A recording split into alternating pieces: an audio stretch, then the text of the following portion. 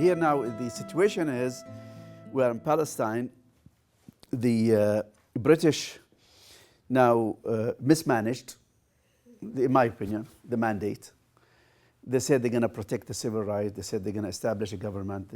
But whatever they did, because this whole situation is built on wrong assumptions. Assumption is it's empty, and it wasn't. And so they brought two people, and everyone have own interest. Palestinians want to preserve their livelihood. If somebody works in a land and you kick him out, and now you jeopardize his existence, and you tell him we're going to establish a national home when Palestinians are majority, intuitively you'll start thinking what, and also with the story my father received from Sarah, I told him we're going to kick you out. So they got scared now. So it is a threatening situation for the Palestinians. The same talking to the Jewish person who came in thinking that he's going to establish a new life in an empty land. All of a sudden he sees the peasant in front of him, and they don't like him. It's not because of religion. I mean, anybody who come and take your livelihood, you're not going to like him, period. So that created some animosity. The British tried their way to solve it, but their way for the Palestinians is they were killing them. For the Jews also, they were Jewish. They called them terrorists, and the hanging. You see that news now talking about the fact that they approved recently that the Palestinian prisoners can be sentenced to death by the news. Only the Palestinians, by the way. But that is a British thing. The British brought in this kind of punishment, and they applied it mostly on the Palestinians. But believe it or not, they applied it also on the Jewish people.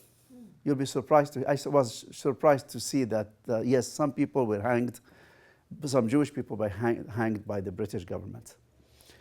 Not as many as Arabs, of course, but that happened. So the British, the bottom line, mismanaged the whole thing. And by 1947, and especially after the World War II, and they were exhausted, they said, oh, we're going to get out. This is too much for us.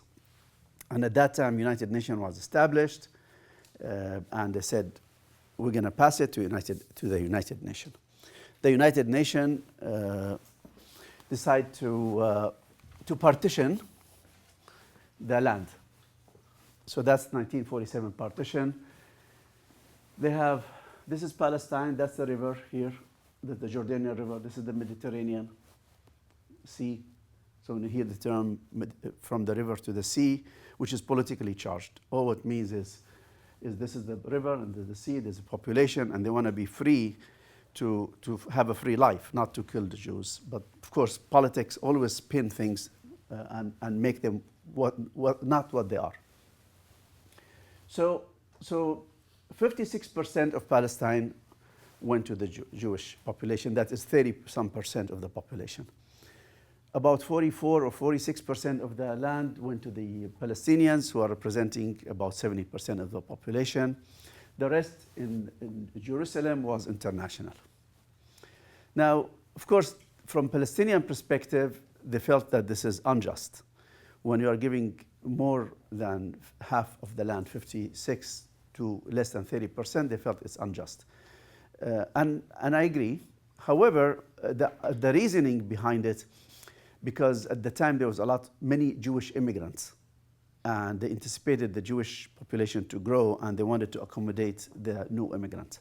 But again, that's not, if you are Palestinian, you don't think this way. So with this, that's another reason to feel that even the United Nations was not just to the Palestinians at that time. Now, the Arabs or Palestinians or Arabs at the time, because the national identity is developing. We talk about nationalism. Often people like to say, oh, there was no such a thing in the history called Palestinians, meaning that basically referring to the fact that there was Israeli kingdom. with an assumption that the Israeli kingdom at the time connect with the Jewish people living in Europe, or some way, somehow they connect them. But again, I will take that argument, they are connected.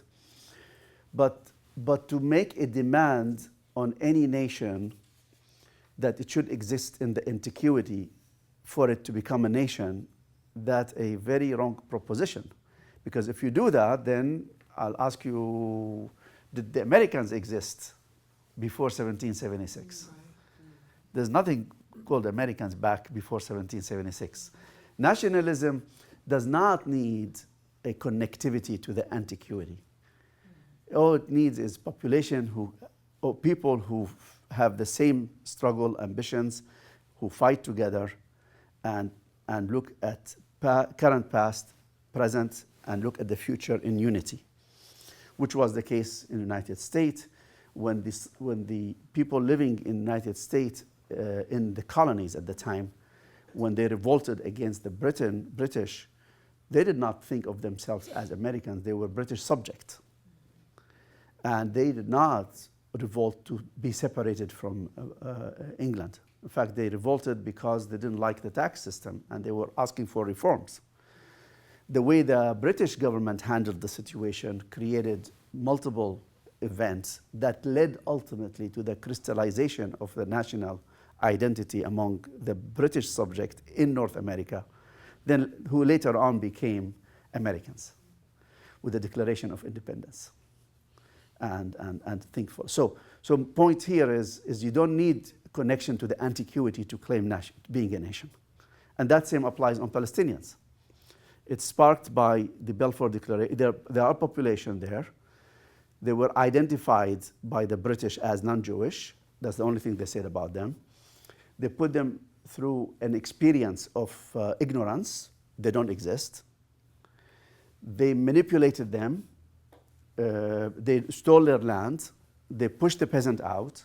There was unrest. The British government started beating on them and killing them and displacing them. Gradually, this population start to feel for each other. And gradually, the feeling of this is not happening to another person who subscribed to the Arabic culture in Iraq or North Africa or something. No, it's unique to the people who are living in Palestine. And it is in coordinates with the Sykes-Picot Agreement that divided the area into Syria, Lebanon, Iraq. So this population now is encapsulated within those borders that they made. They said the borders is between the river and the sea. That they made it. We Palestinians didn't do anything there. They made the river. They put the river and sea. So they made this population encapsulate within those boundaries.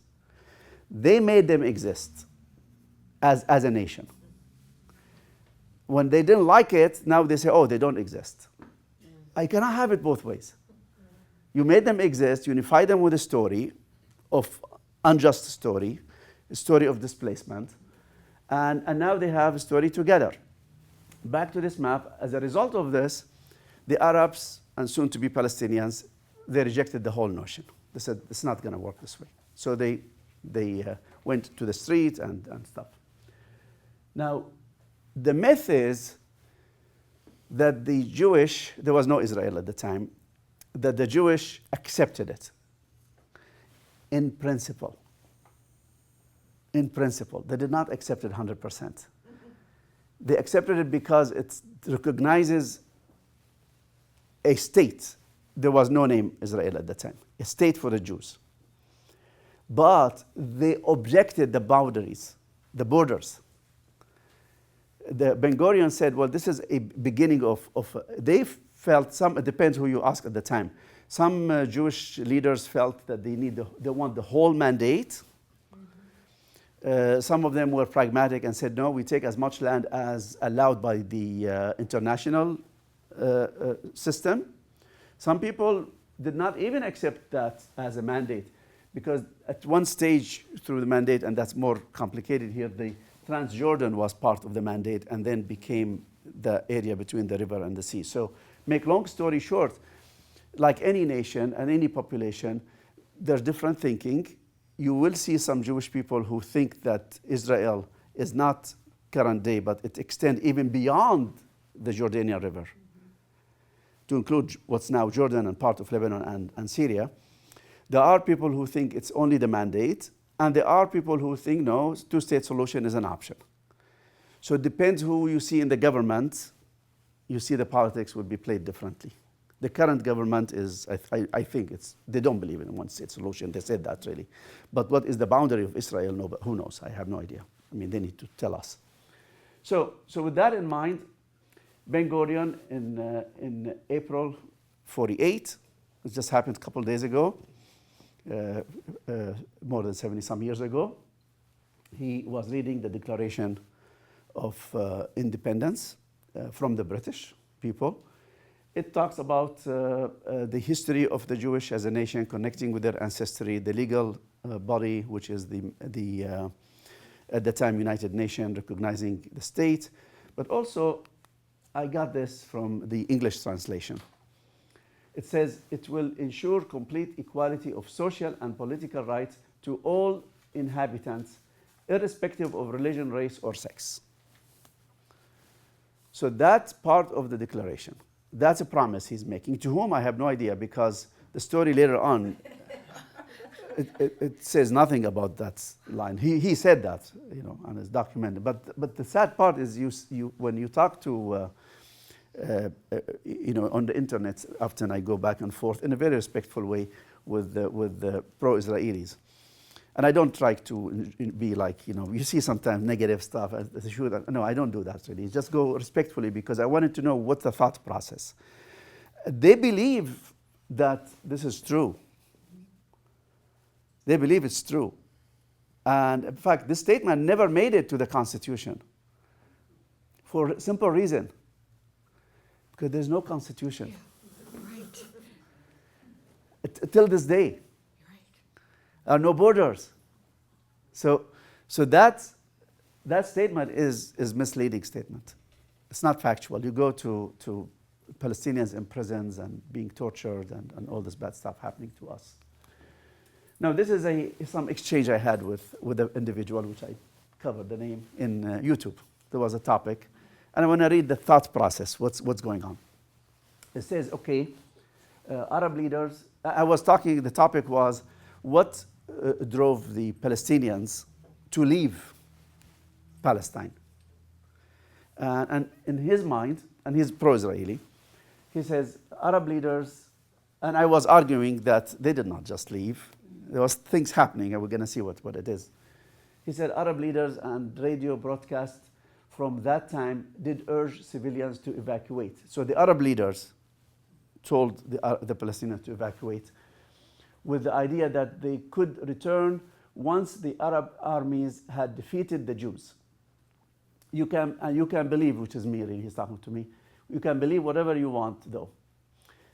Israel's declaration of independence specifically called for peace and invited Arabs who were living in the area to stay and become equal citizens with full civil rights. David Ben-Gurion and others in the leadership at the time, were actually quite explicit about it. And he's right, he was explicit about it. Were actually explicit about it. The fact the matter is, this conflict started and continues because many of Israeli Arabs, and he's not saying Palestinians, by the way, they don't use the word Palestinians. Imagine somebody go with you into a conversation and you tell him, I am Palestinian, he tell you, no, you are Arab. This is my identity, that's why I identify myself. Nope, there's nothing called Palestinians. Refuse to accept its existence. So the Arabs, not the Palestinians, refuse to accept Israel's existence, but at the same talking, what he's telling me here with his word, that the Palestinians don't exist. So that's the contradiction on those statements. So that's the answer I got. And some of it is factual. Yes, true, that Ben-Gurion did tell the people who are living there that they are deserving of equal rights and life that they become equal citizens with full civil rights. So now, this is the map from 47. You can see how the population was divided. The Arabs or Palestinians is the black section. You can see the Jewish majority was only in Tel Aviv area. about, I would say, it's not even 80% really, it's 71%.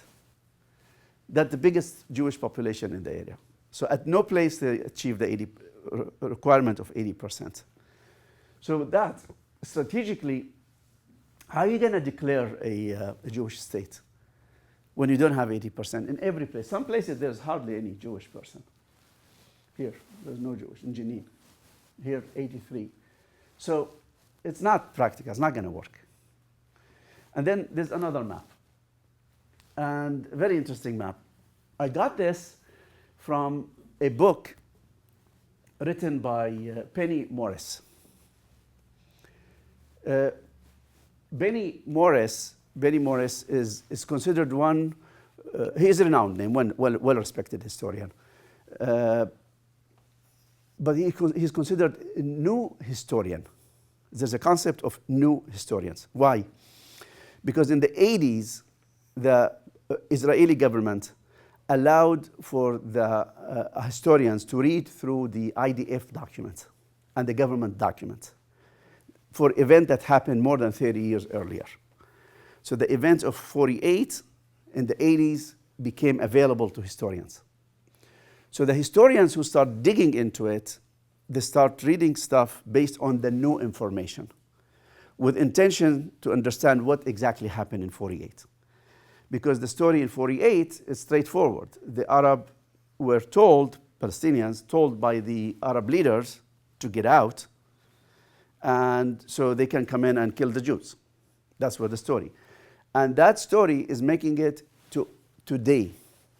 And according to Benny Morris himself, really, there are videos I put in. I'm not gonna, for benefit of time, I'm not gonna share them here with you. But when you get the slides, there will be links for the videos.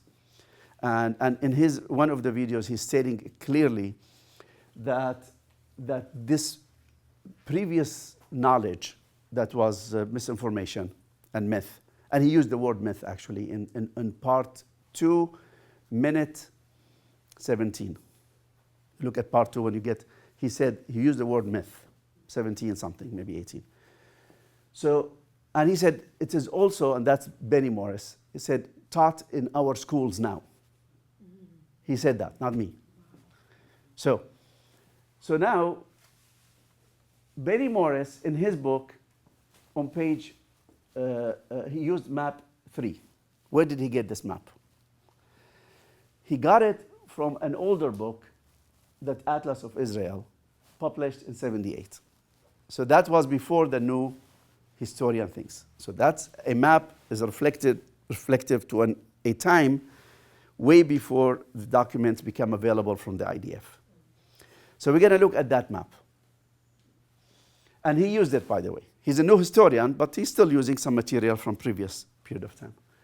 Now this map says, and this is quote unquote, so I took this from the book, it says Arab settlement abandoned in 1948 and 1949, abandoned.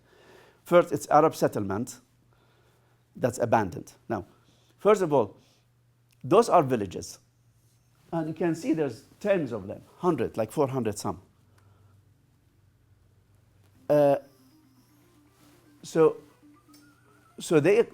He's calling, this map is mentioning the Arab, not villages or towns or whatever it is, settlement. Why is that?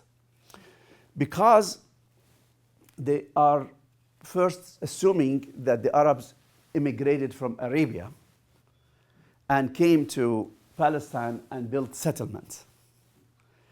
To me, it means not only a misinformation because those people connect to the Canaanites and those are the indigenous people, but also tells me a lot of the thinking process to the individual who wrote the map. Because that's how colonialists think. You go to a place, you build a settlement. So that speaks more of him than the Palestinians. Those are not settlements, those are villages, Arab Palestinian villages that's wiped out. Most of them do not exist anymore. They are underground. I'm going to show you examples. So to me, that speaks volume. This word settlement speaks volume about the person who wrote the map, number one. Secondly, he said abandoned. If you look in the dictionary, you say abandoned. My understanding of abandon, meaning like, I don't like it. I'm going to go. Yeah. Right? It's an action you determine, right? I mean, am I correct, I think? Right. It's an action you decide that you want to abandon something. So it's a decision you make on your own, and you walk away. So that's misinformation, because no, it wasn't abandoned. They were forced. Were forced to leave their home for reasons which we're going to explore in a second. So that map is used by Benny Morris. Now, let's compare the two maps, see what will happen.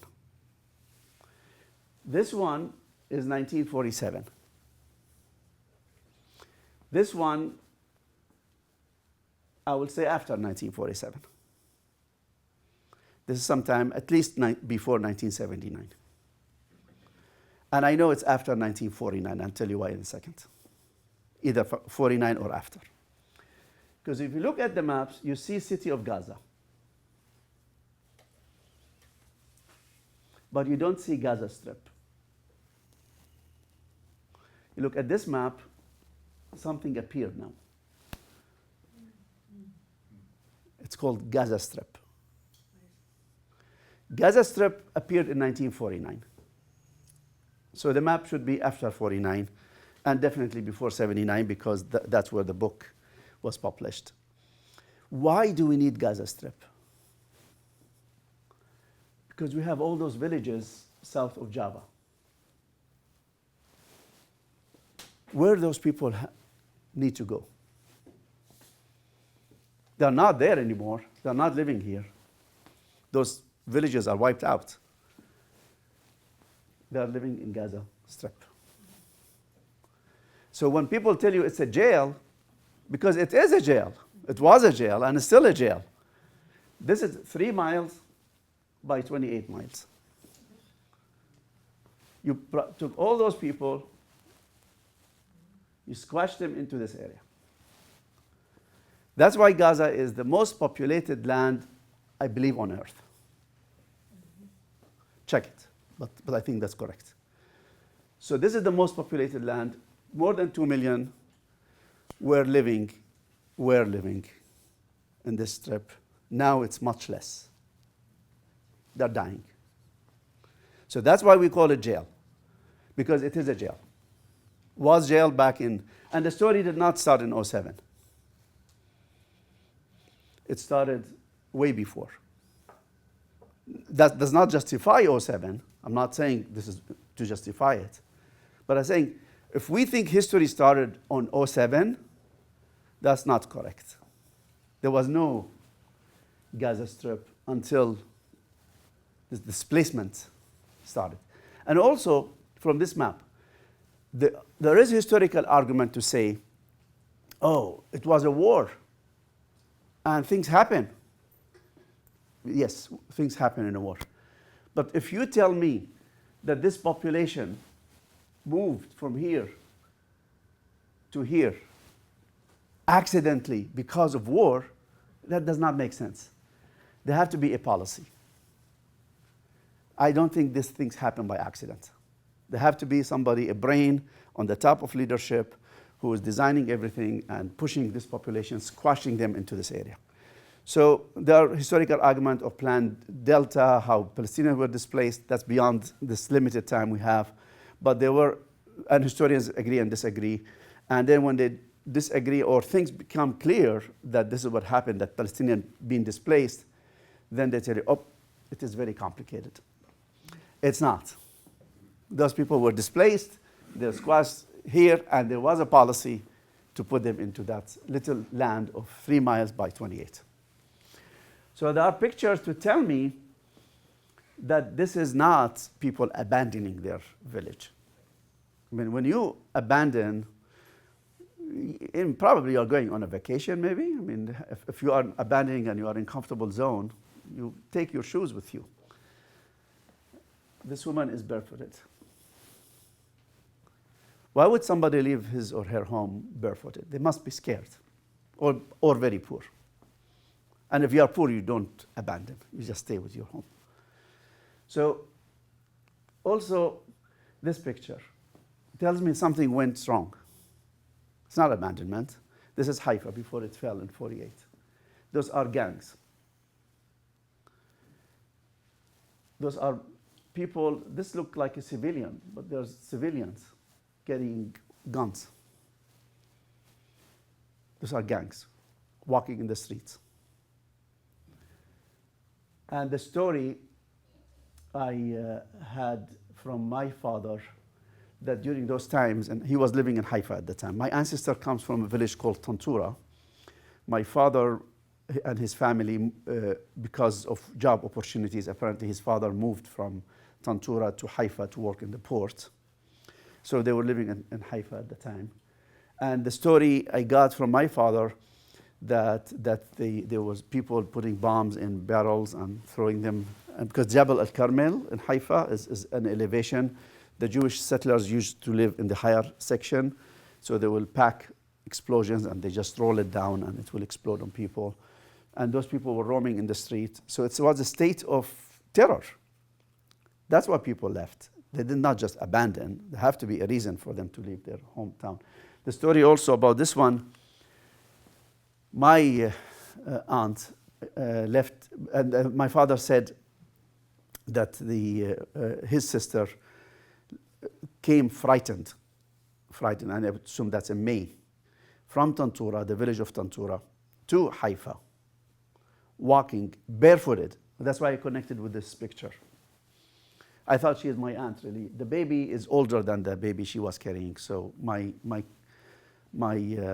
cousin, who was at the time a baby, she died later on because through the trip to Syria, and it was very cold.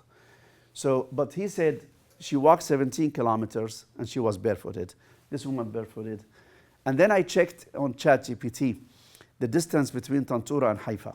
So remember, my father said 17 kilometers. I did that this weekend really to see how accuracy. It turned to be the distance between Tantura and Haifa, according to ChatGPT, 15 to 20 kilometers. So the story was accurate. It was about 17 kilometers. So my point here is they did not abandon. Something happened. What is it? This is the village of Tantura. It is located on the Mediterranean coast, south of Haifa. The name of the area, Tantura, goes back to the Phoenicians, an old name. The village itself populated sometime in the according to this information, 18th to 19th century. Again, the land goes back actually to the Canaanites, apparently the name is used at the time. The people in it, they're about 1,500. They're peasants. They have orange and they work in land and so on, and fishing and stuff. Village now does not exist. It does not exist. So I will show you later on what happened. This here, watch those two video tapes, those from Benny Morris. He talks about the NakBa, 1948. Benny is pro-Israeli, but I wanted his vision. I want you to see his vision. And particularly in part one, he tells you clearly that the fact that the Palestinians had left, the leadership, the Arabic leadership, told the Palestinians to leave is a myth. Yet it's still circulating to this day. So I'm not going to put the tape now because of benefit of time, but you watch it for yourself on tape 2. Tape 1 and part 2 will talk about the conditions that took place in the village of Tantura. But he is saying that it was a war and there's no massacre. And things happen. That's the bottom line. Which is not true. And I tell you why. There's a study done by, and that link will show you the source. You can see the study for yourself. Tells you that this is the parking lot. Beneath this parking lot, there's mass graves. My ancestors. They are buried under this parking lot. And that's a beach, well-known beach in Tantura. I didn't visit. One of my relatives did. It was very horrifying news. The village doesn't exist anymore. All my ancestors' history. That's the beach, and that's the parking lot.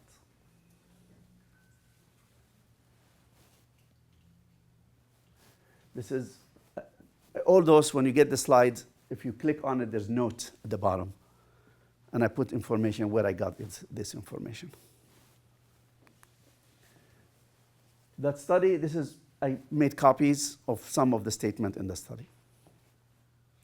The Israeli veterans of the 1948 Battle at Tantura village finally come clean about the mass killing of Arabs. And by the way, by Israeli students. I always use the Israeli resources for a simple reason, because sadly they don't believe the Palestinian story. And that's part of the dehumanization process. But that's a different question. So the Israeli veterans of 1948 Battle at Tantura village finally come clean about the mass killing of Arabs that took place after the village surrendered. After it surrendered. And I will tell you a story about this I got from my father's cousin. I was a murderer. I did not take prisoners, says Amidzar Cohen. How many Arabs did he kill outside the framework of the battle? I didn't count. I had a machine gun with 250 bullets. I cannot say how many. Probably as high as 260 people, men, mostly men, were killed in the massacre. Some people say 60, some people 260. Some people try to underestimate. Some people say it's not a massacre in the first place. They took care to hide it. Katz says in the film, and the film is there also. When you look at the source, they will lead you to the film. In such a way that the coming generations would walk there without knowing what they were stepping on. If you go to that parking lot, you will have no clue that you're stepping on dead bodies. Now, I did my own historical research, looking at some images to see it's really what happened is a massacre or not. So this is a photo from the internet about Tantura, Wikipedia. What you see, this man, I don't know what he's doing. He looked like a civil person. I mean, he's like dressed in a suit, but definitely, I don't think he's a Palestinian. But actually, now I'm thinking, this just came to my mind now. It is possible, I don't know, that he is the Jewish mayor of Haifa, I think. Let's pause on this. I'll tell you later on the story I got from my cousin, my father's cousin. So I don't know who's this man, but he's a civil person. You see, there's military people, but what's more important in this picture, why I brought it, a woman are standing here. Who's in the back? Men. So those are survivors. They survived, right? There was the war. I know that. There was a battle before they entered Tantura. And we know, based on history, that about 30 people got killed, Palestinians. But those are survivors. They have no guns. Where are they? Well, we'll see. Now, in this picture, no men. There are no men in this picture, all women and kids. Not even no older men, actually. This is a writing about a note by one of the IDF soldiers, not IDF, I don't think there was IDF at the time, it was the Alexandria something brigade. A note dated June 9, 1948 says, to the region commander, yesterday I checked the mass grave in Tantura cemetery, found everything in order. No, I have no idea what that means. But everything is in order. Well, that's what's missing. I'm going to go back to this one, to Ben Morris. He wrote this book, and I want you to read. This is from page 248. That's from the book. What he's saying, on June 18th, some 1,000 Tantura women and children and old Arabs, together with 80 detainees from elsewhere, so those 1,000 women, were expelled from Ferdous. Ferdis is a village next to Tantura, so they took the woman to that village. And they were sent from Ferdis to Iraqi held to Tulkarm in Samaria. So Samaria is basically West Bank. That's how they call it. So they took the 1,000 women from initially Tantura to Ferdis, then to Tulkarm. Another 200 women and children, probably with men flock still in Israel detention. So what he's saying, that the men are not, we see in the picture that were on, which is another source.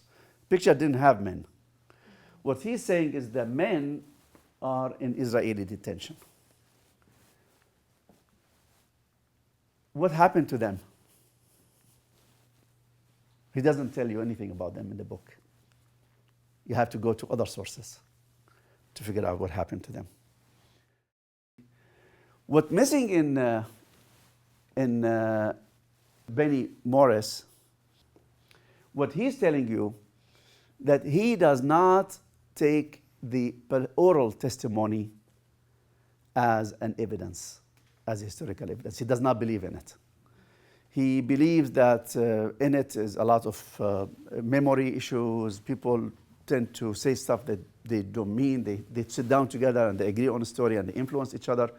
So none of his writing, and he's a well-renowned historian, but none of his writing recognizes the Palestinian voice.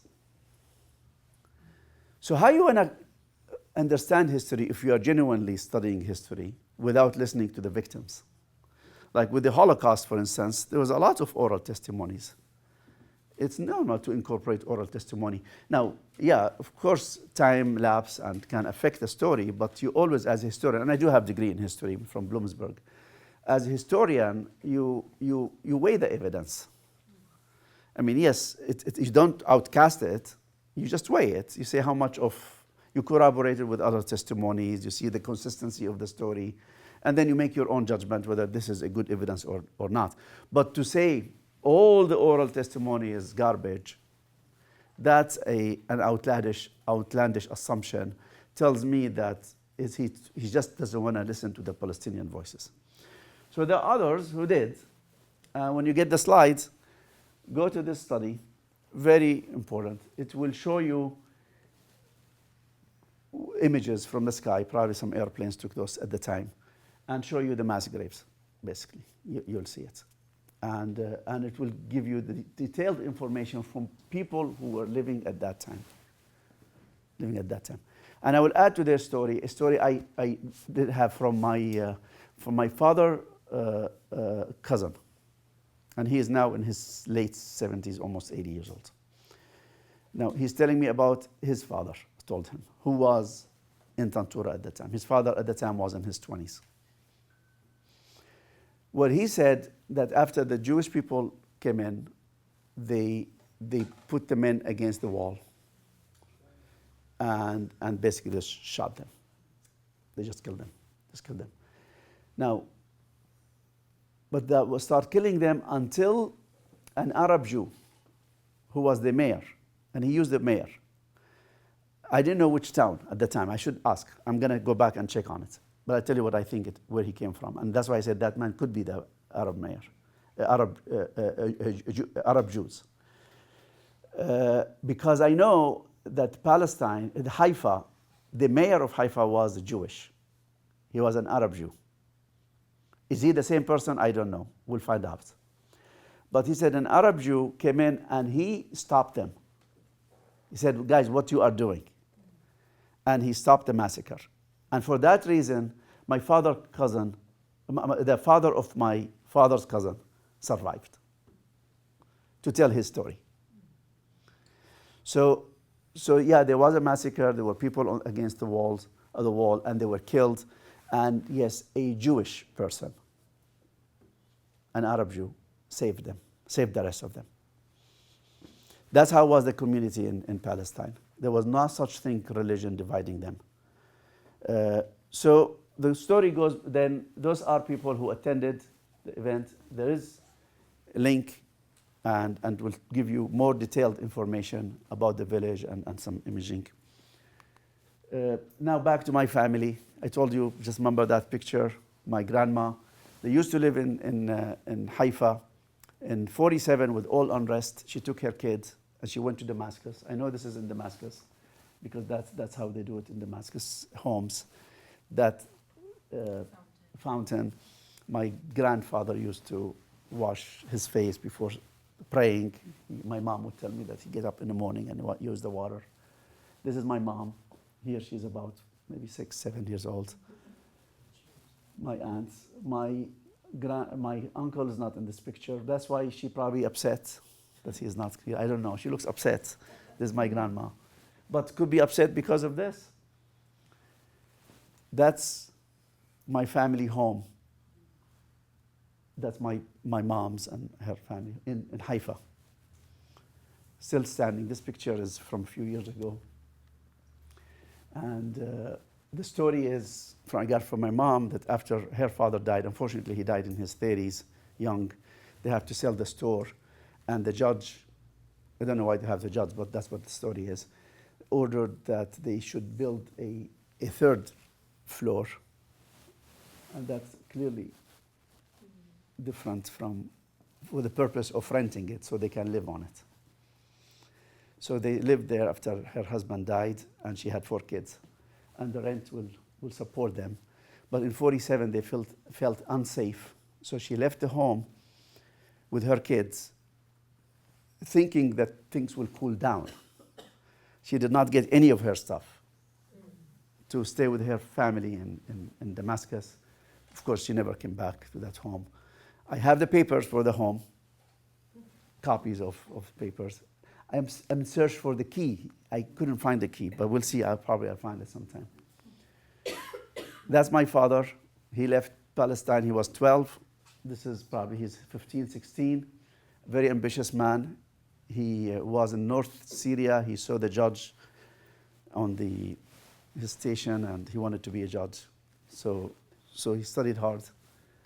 And that's him, best in college time.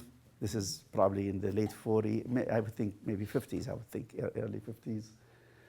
And that's my mom. The same picture you saw earlier. They got together. That's my brother. That's my older brother. That's me. This is from the 60s. I was born 65, so this is probably 67, 68. But that's in Syria, of course. And that's my story. Wow.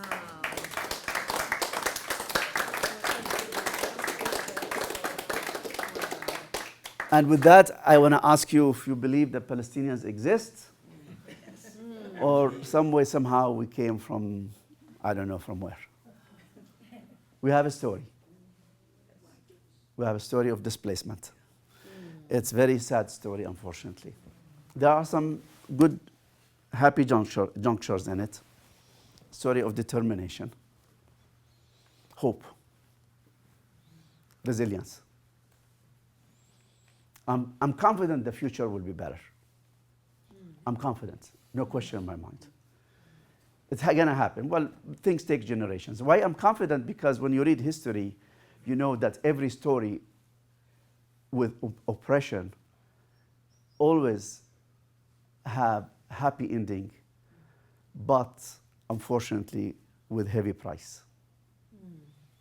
And that's what pin people together. But that would test our core values.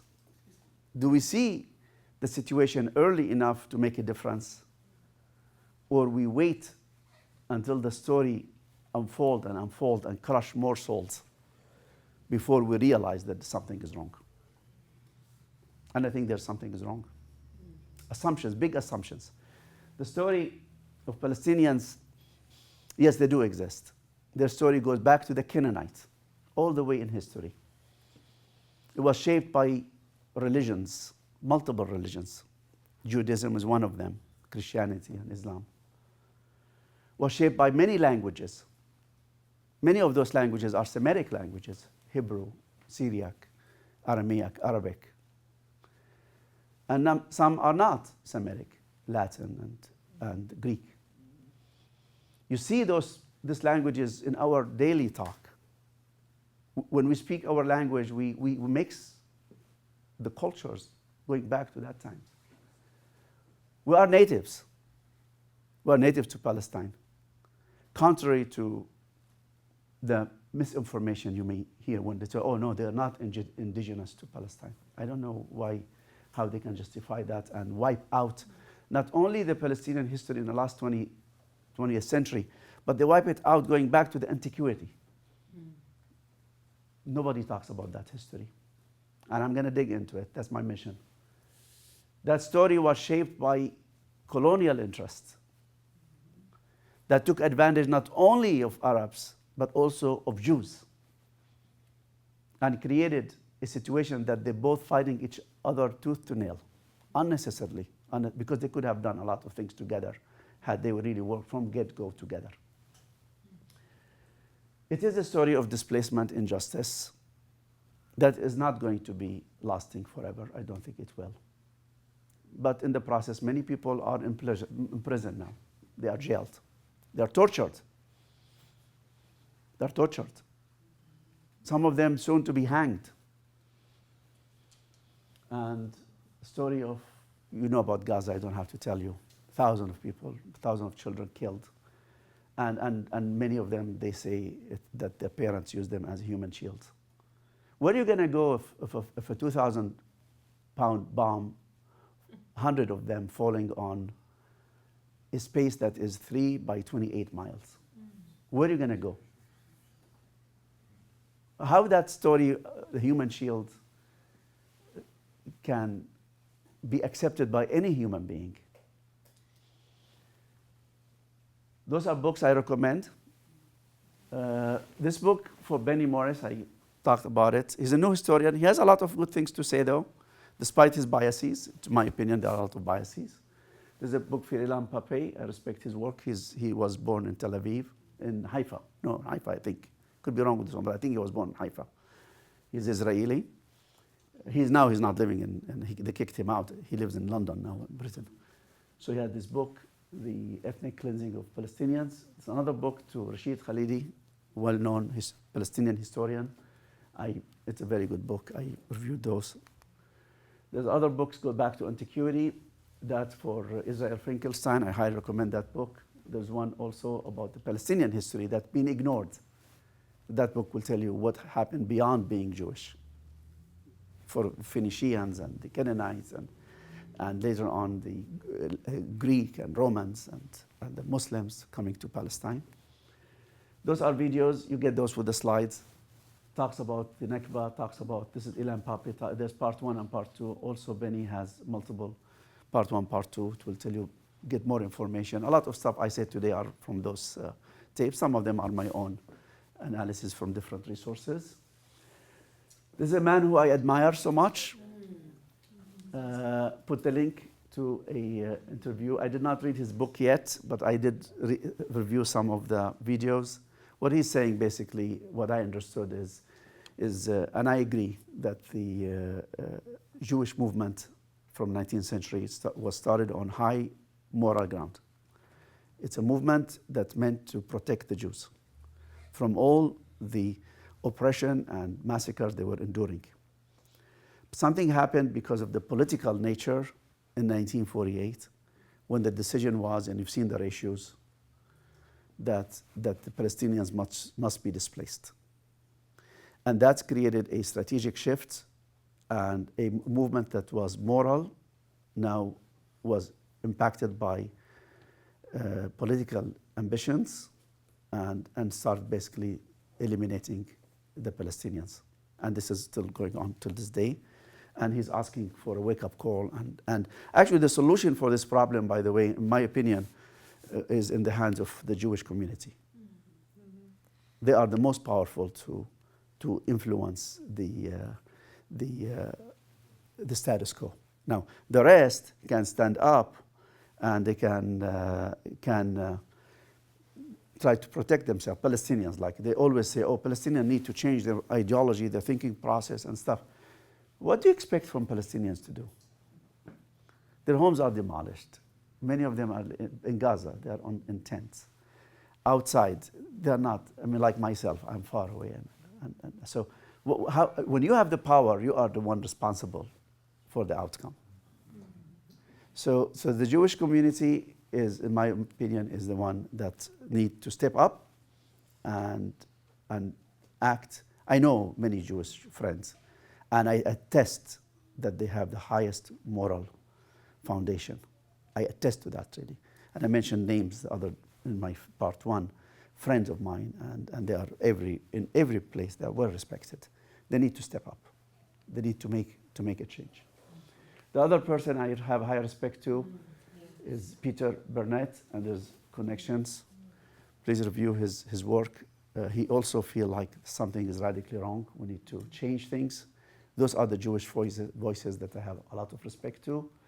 And I'm counting on our human values that the Jewish community were instrumental actually in installing in our nation. They were instrumental in every step in the way to establish the foundation of morality in this country. And it's time for us to just sit down and recalibrate what we are doing to be truthful to our core and do what is right. Because we cannot thrive as a nation if we don't stick to our core values. And what's happening now, I don't think is consistent with our core values.